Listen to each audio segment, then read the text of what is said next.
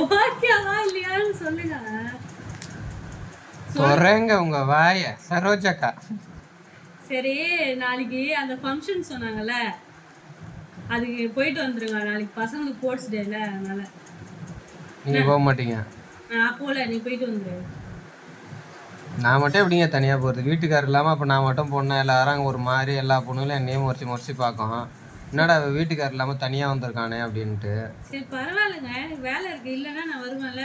உங்களுக்கு வீட்டுக்காரர் இல்லாம நான் எங்கேயுமே போக மாட்டேங்க. ஓகேங்க, உங்களுக்கு துணைக்கு எங்க அக்கா வராங்க, எங்க அம்மா வராங்க.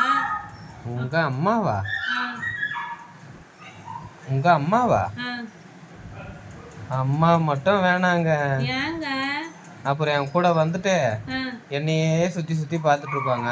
உங்ககிட்ட வந்துன்னா என்னத்தமா சொல்லுவாங்க? எல்லா பொண்ணுங்களும் உங்க வீட்டுக்காரனே தாண்டி பாக்குது, உங்க வீட்டுக்காரனா அப்படியே உத்து உத்து பாக்குறாண்டி அப்படின்னுவாங்க. நீ உடனே என்ன பண்ணுவ? அப்படியே 2 கையில வேப்பலி எடுத்துக்கிட்டு இங்க ஒரு பரதநாட்டியம் ஒண்ணு ஆடுவ. எதுக்கு அது தேவையில்லாத? எங்க அம்மா உன்னை பத்தி சொல்றது, உன்னை பின்னாடி சுத்துறது தான் உங்களுக்கு வேலையா? அப்படி இல்லைங்க. அப்புறம் அவங்க நல்லவங்க, நீங்க ரொம்ப நல்லவங்க. நடுவுல மாட்டிக்கிட்டு எனக்கு எதுக்கு தேவையில்லாத வேலை ஒண்ணு, புரியுதுங்களா?